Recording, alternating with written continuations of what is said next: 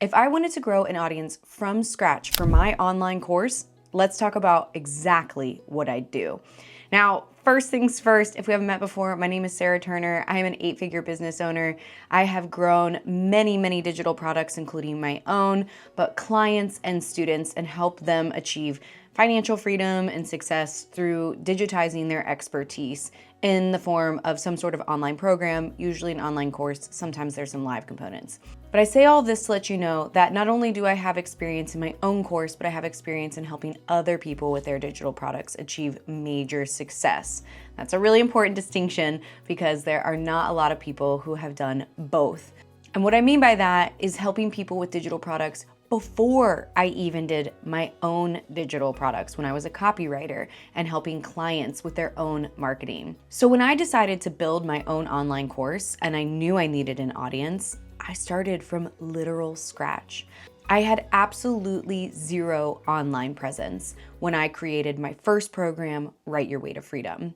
I had no followers on Instagram besides maybe my mom and a few friends, 0 people on Facebook. I didn't have a YouTube channel, and we're gonna go over all of that. But I literally started from 0. And not only did I start from 0, I also started with a ton of incredible discomfort. I was not the kind of person who wanted to show up online all the time. I never wanted to be on social media a bunch. I found it extremely draining. But what has happened is over time, I've kind of stepped into a different version of myself really through practice. And I know that you can do that too. So I truly started from 0. And one of the things that I think is missing from the conversation around building an audience is most people online will talk about only how they did it. But because I was a copywriter first, I helped people across many different channels. Again, I'm not saying any of my previous experience to brag. I'm really saying it to show you that I know a thing or two about what I'm talking about. And one of the things I see missing is more often than not, online course creators will really focus on the one thing that helped them. And that's the only thing they can really speak to. And that's unfortunate because there are a lot of different ways for you to grow an audience. And in my experience, it's very important that you figure out what the right one is for you in order to be able to show up and do it consistently. I cannot tell you the number of times I've worked with somebody and we have kind of dug into why their top of funnel or their major outreach strategy for bringing clients to them isn't working. And more often than not, it's because they haven't found the thing that really resonates with them and kind of is in alignment with who they are and how they show up best. Because there's a lot of different ways to make growing an audience work. And that is really the point of this video today. I want to help you figure out what is right for you. So we're going to look at all the different pros and cons. We're going to also make sure that you implement some things so that you're not spinning your wheels, which is also very important. And then for no matter what strategy you pick, there's some things to keep in mind that are true across the board. So we're also going to go over that.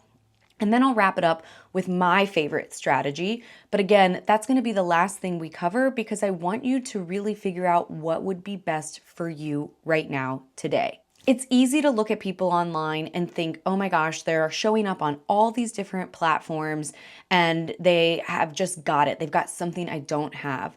I'm going to recommend first and foremost that you start with one strategy. Now, let's figure out how we know what that one strategy is going to be for you, because again, you can find an example of somebody succeeding in any different top of funnel strategy out there today. So let's figure out what's going to be best for you first and foremost. Okay. So let's dig into a few really important things here. When you are first starting out with an online program like an online course, you are really going for quality over quantity. You can have basically no audience online and still have a very successful course. And I want to show you some of my early numbers. So when I first started out, I really just reached out to my immediate network to start what I call a beta test for my first iteration of my program. And I really recommend that you do the same thing too, because more often than not, you might actually be a little bit known for what you are going to be teaching on,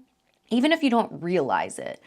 Now, if you're an expert and you're taking something that you're a service provider in and you're going to build a program around that, then it's obvious. You probably already have a network and you should absolutely tap into that. But if it's not something that you're really known for, that's where I started too. Nobody really knew that I was a copywriter, maybe a few close friends and family, but what they did know is that I was traveling all the time. And so when I started sharing about how I was creating this program to help people who wanted to be aspiring writers who could have more freedom and flexibility and be able to travel all the time, I was absolutely shocked at the number of people in my personal network who ended up signing up for my very first course because they had seen the benefits of what I was doing, of the lifestyle I was creating by just watching my travels on Facebook and Instagram, which I had no idea anyone was even paying attention to. So that's going to be one of the first places you're going to want to start. And just remember, you do not need a ton of followers to have a lot of success. So real quick, I'm going to share with you my YouTube numbers because I decided to do YouTube organic almost about a year after starting Write Your Way to Freedom when I realized I needed to add a second layer of growth. I couldn't find my Instagram numbers, but I know that I had like less than 1,000 to start in that first year. Again, it was mostly friends and family. But you'll see here that my YouTube subscribers for the first year that Write Your Way to Freedom existed, which was basically 2019, it really launched in October 2018. And then I really started it kind of lightly in 2019. Only had 3,200 subscribers. Then in 2020, it jumped around to 9,000, 2021, 12,000, just under 13,000, 2022, 16,000, 16,600, and 2023, 20,000. So this is what it really looks like to steadily grow an audience. And again, in the first year of Write Your Way to Freedom in 2019, we did over $1 million in revenue. Now, we did do that with paid ads, and I'm going to talk about that at the end. But the point I really want to drive home here is that you don't need a massive audience in order to achieve serious success. It does take time to grow. And the number one thing that you need to commit to is consistency, is showing up consistently.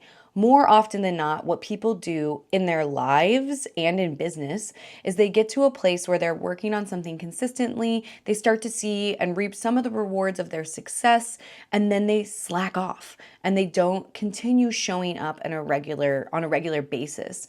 For me though, in seeing and helping thousands of people through this process, I've come to really believe it's because they haven't picked the right strategy. So keep in mind, it takes steady growth, but really truly reaching out in your very immediate network to start your beta test and the first few iterations of your launch is going to be the best strategy. So that was a glimpse at YouTube. Now, the very first launch I ever had of Write Your Way to Freedom, I only announced to my immediate network, and I brought in 13 sales. The program was $1,000 at that point in time.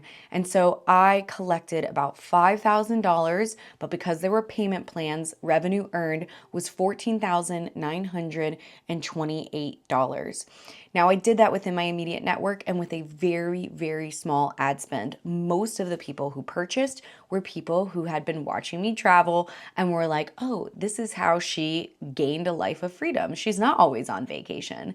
And those were the initial people who signed up into my program. So this is really just a brief overview of what's possible and what I personally have relied on. Now, one more thing before we dig into how to pick your perfect strategy is I want you to think about whatever you're going to spend your time doing to attract new clients to your online program.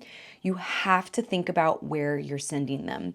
Way too often, people don't give this enough thought. What I recommend first and foremost is that you have to have that transformation statement ready, right? We've gone over that in other videos, but let's review really quickly. So you need to have something that says, we help target audience achieve desired income by unique approach or solution so that they can benefit or experience a transformation without the objection. And the example I gave in my video of how to choose a course topic that will be profitable, which I'll link below in the description, is we help aspiring chefs master the art of cooking through our online culinary courses so that they can create restaurant quality meals at home without breaking the bank. So first and foremost, this transformation statement before you start doing any type of funnel strategy needs to be everywhere. In your email signature, on your Facebook profile, on your Instagram bio, wherever you are going to start showing up on LinkedIn, you should have it, and on other platforms as well. And you want to start telling people about it. It's actually blown my mind, the stories my students have shared with me over once they finally stepped into this role and started sharing with people how they were going to help them with their online program. It started bringing people to them and to their program, and that is essential. So where are you leading this audience? Now, when you are first starting out, it's probably going to be a beta test, something that is more hands-on, more one-to-one. And I'm going to create an entire video on how to launch a successful beta test, so be sure to subscribe so you can get a notification once that's up and going. So again, where are these people going to end up when you are going to pick one of these top of funnel strategies? Are they going to end up in a beta test? Are they going to end up on a wait list on your email? Are they going to end up in an actual funnel that is running? It will depend on where you are in your journey, but make sure that you are always collecting emails so that you can reinforce the message, connect, and empathize with your audience over time to really build that rapport and that trust. So just make sure that all of your efforts are going somewhere targeted. I hate to see people running ads just to kind of increase their subscriber count or their followers. It's actually, in my opinion, such a waste of precious ad spend.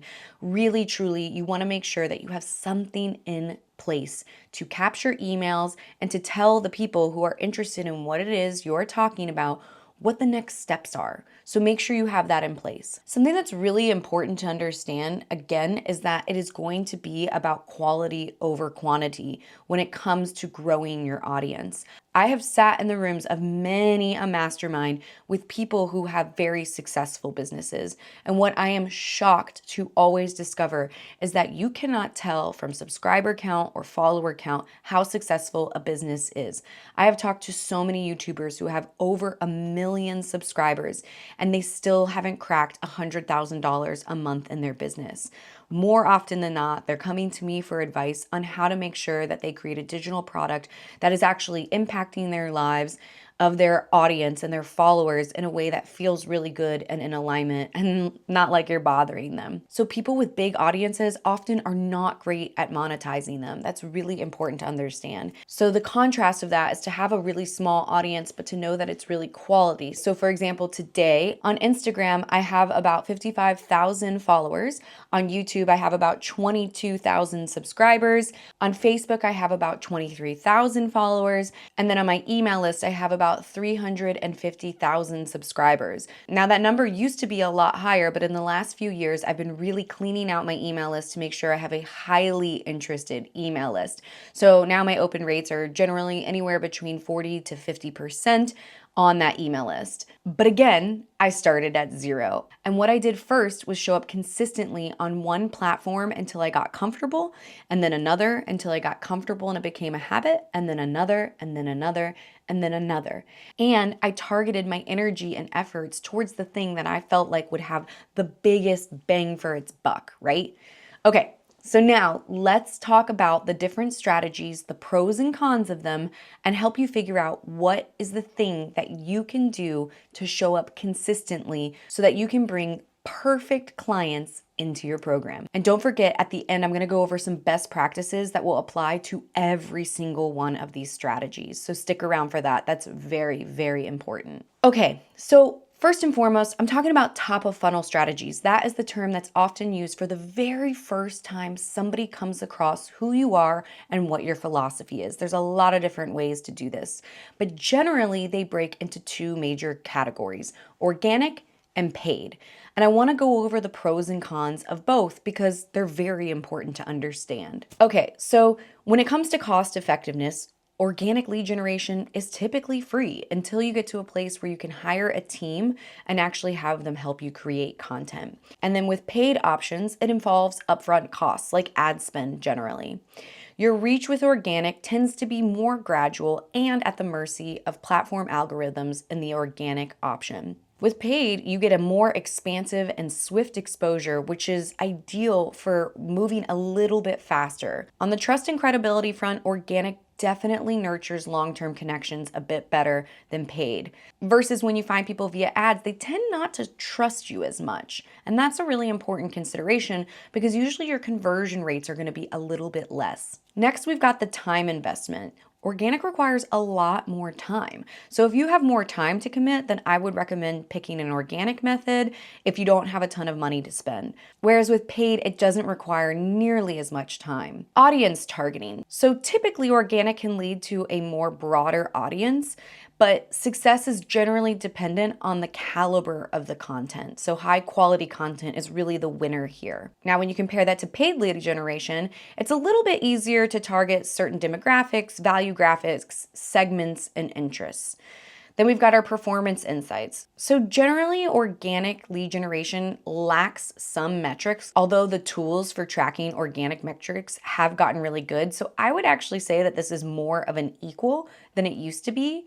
But paid lead generation has wonderful metrics and insights that help inform you on how to spend your time and energy when you're creating new ads, for example. From a brand development standpoint, organic is going to be a much stronger platform, again, because it really grows the trust, like, and know factor a bit better than paid strategies. In fact, I really believe that paid ads really bolsters your organic efforts and raises your brand profile by getting in touch with more people who might not come across you as readily. Then we've got the adaptability factor. So with organic methods, this is really going to depend on algorithms, trends, the success of the platform itself, your access to the platform, your knowledge of the algorithm and how to make content that really plays into the algorithm. So it's a little less nimble in my opinion, whereas with paid strategies, it's going to be a little bit more agile. However, it can also be super finicky. Anybody who has been running Facebook and Instagram ads or YouTube ads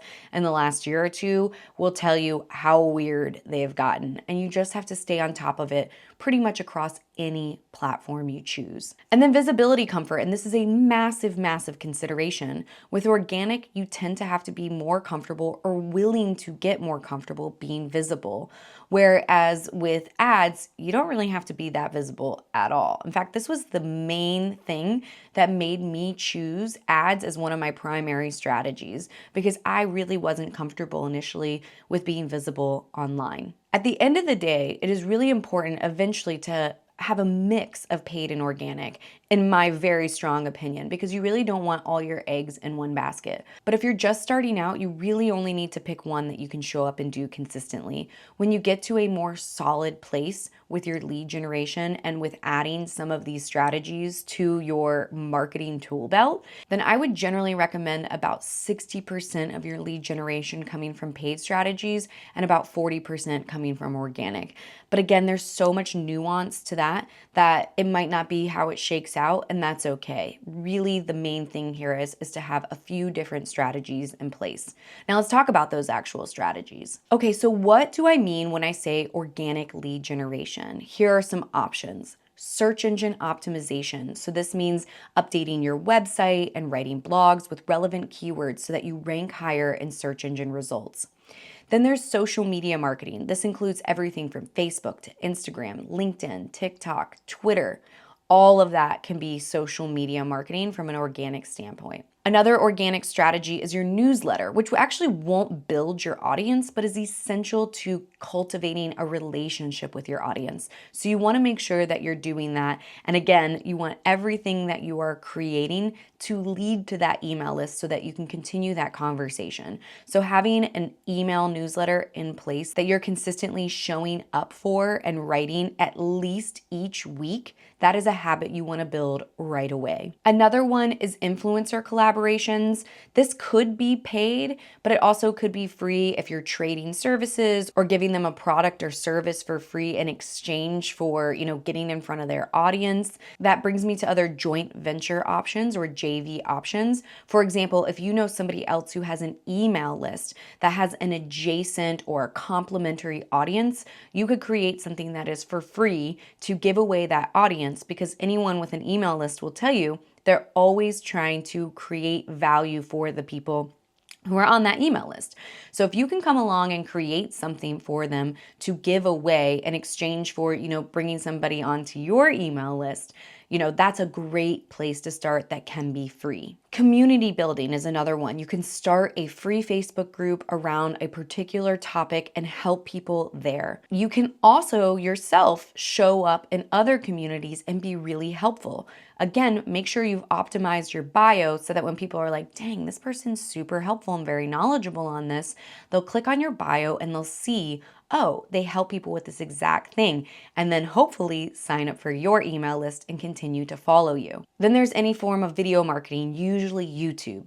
YouTube organic is one of my favorite ways to get in front of people because you can create long form content that's very, very helpful, and it has a nice search engine, meaning you can show up for people who are already looking for what it is that you are providing in your video, which is great because they have a higher interest to somebody who's just mindlessly scrolling through Instagram, for example. You can show up on podcasts. You can be a podcast guest. That's another great way to get in front of people in an organic way. You can host webinars or online workshops for the little audience that you have, and you can post or share in reel formats or other social media platforms, LinkedIn, for example, to kind of get in front of other people or new people.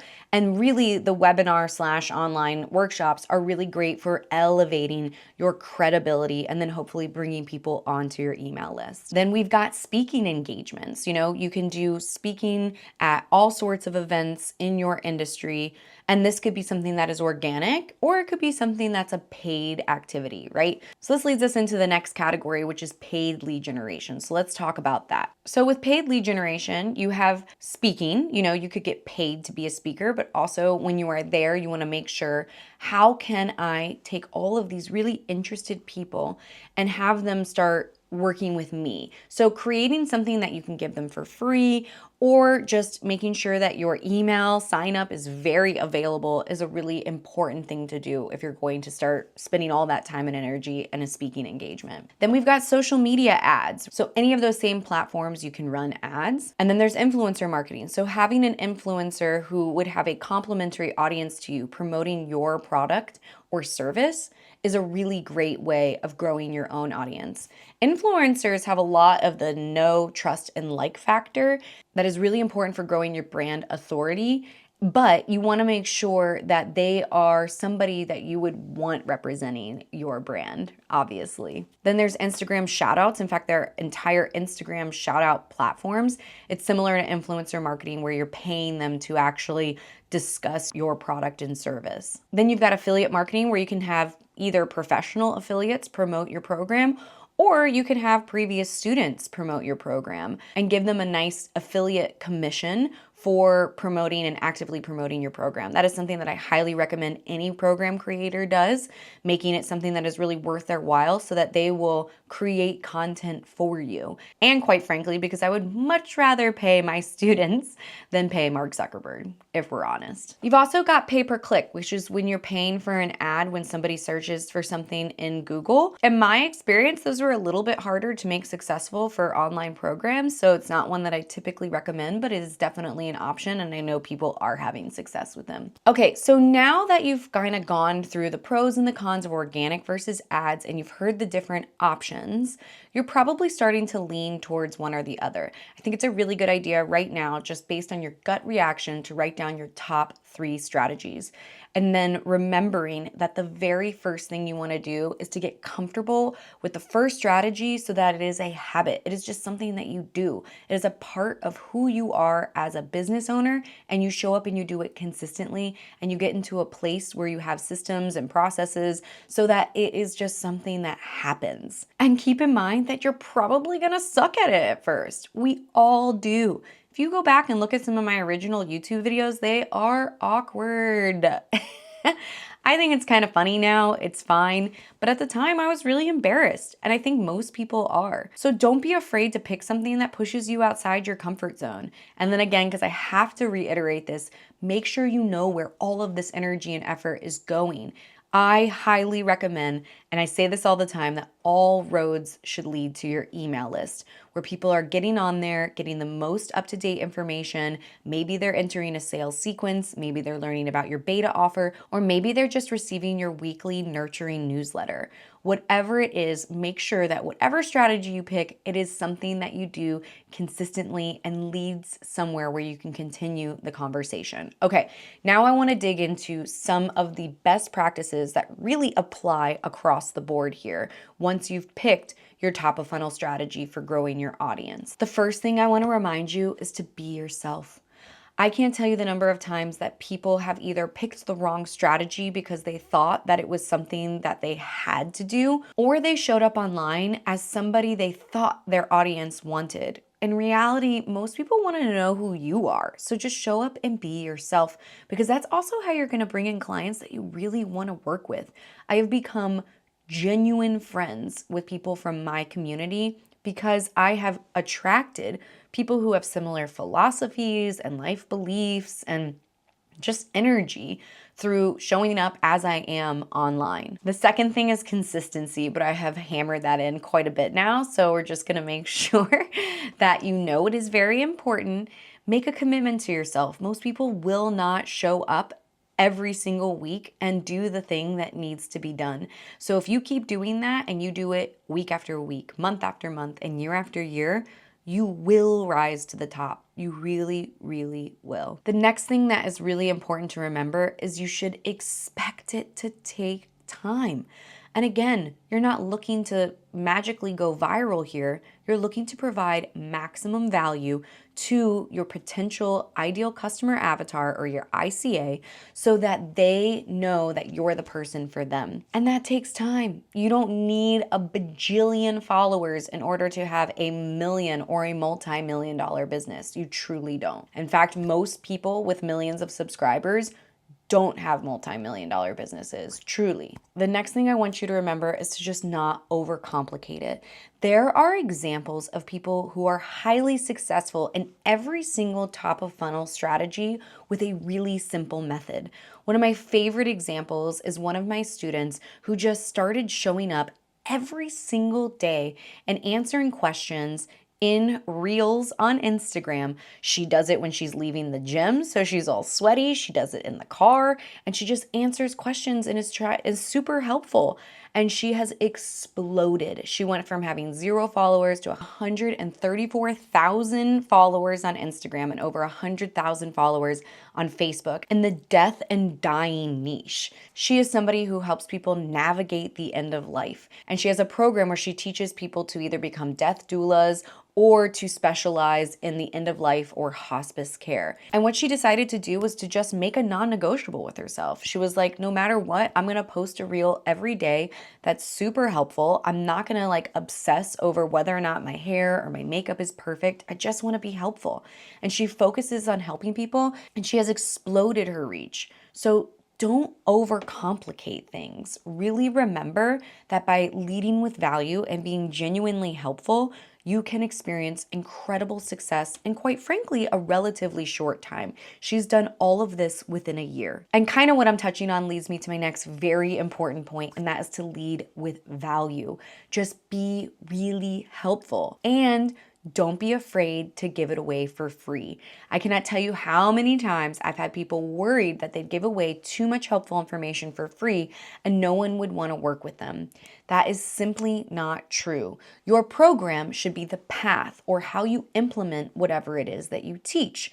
But what you are giving away for free online or in ads via a VSL or whatever your deliverable is when people click on your ad, for example, you want to give away a lot for free. You want to be super, super helpful. Now, my next tip for you is that eventually you have to hire help. I cannot tell you the number of times I have worked with people and they become the own bottleneck in their business. They think that nobody can do it quite like they can or give it as much care and consideration. And to be fair, there is some truth to that. You know, when I've hired ad agencies, I've realized that They generally can't do a better job than me because I am one, a professional copywriter and digital marketer, but two, they don't have the care and consideration that I have. And quite frankly, it's not their money. So they're not as worried about how it's spent and how well it's spent like I am.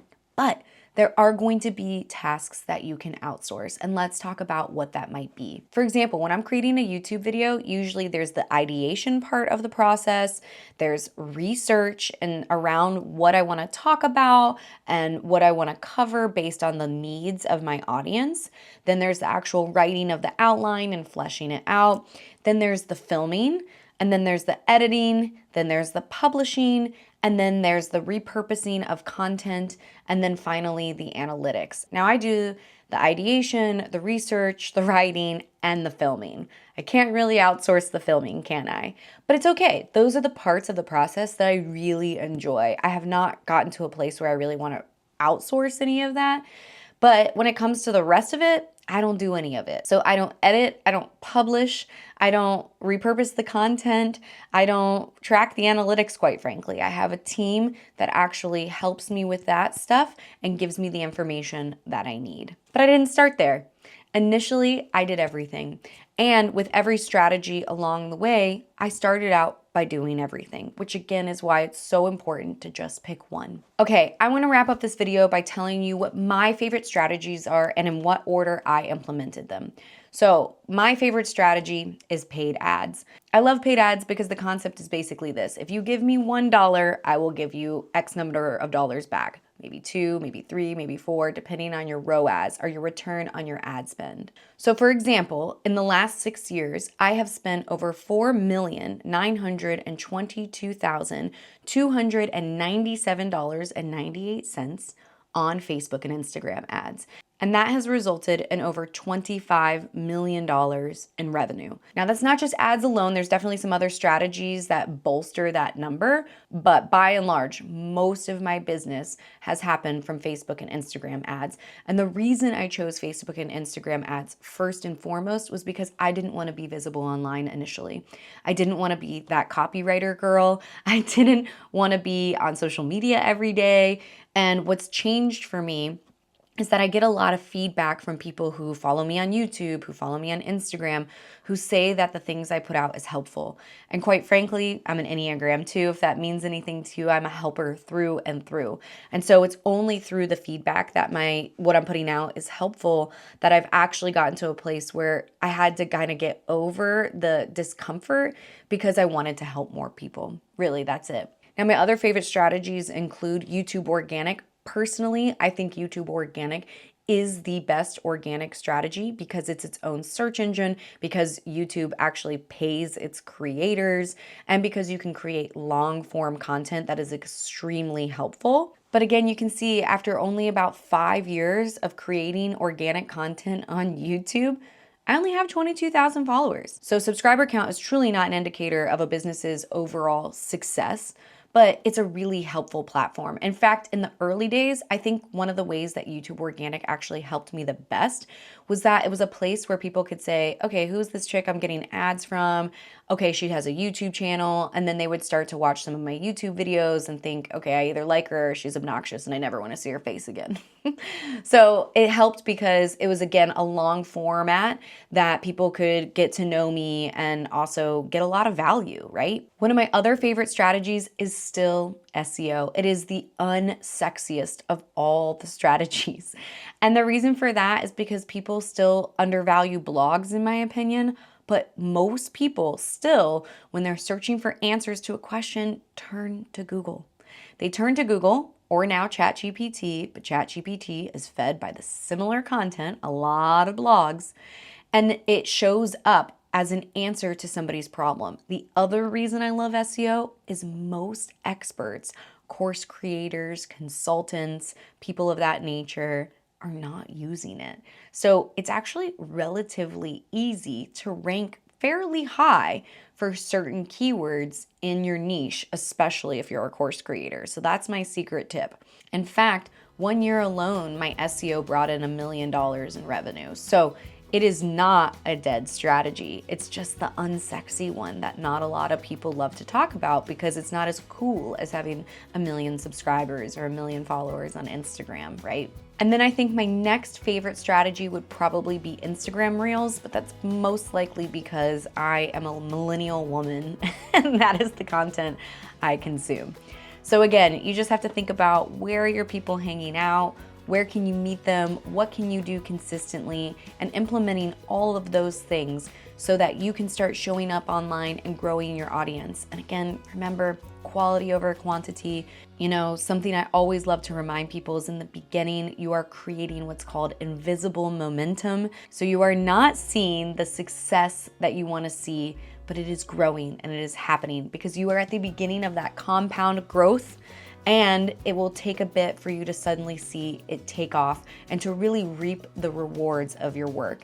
And then the trick is to not stop once that happens, to not slack off on the thing that's working. So what strategy do you think is going to be best for you, knowing what you know now? Share with me in the comments. I would love to hear. Thank you so much for being here. And as always, if you have any questions at all, please leave them for me in the comments below because I love hearing your ideas. It helps me come up with what videos to create next. Have a wonderful day.